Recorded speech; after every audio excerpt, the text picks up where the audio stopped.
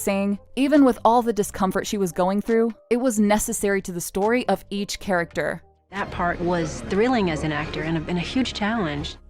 One of the most well-known makeup movie jobs in history has also been one of the most uncomfortable. When transforming into the Grinch, Jim Carrey is known for being irritated by yellow contact lenses, being restrained by his full bodysuit, and needing the help of a torture specialist to get through the movie shoot. It was when I did the Grinch, I was literally, the makeup was like being buried alive every day.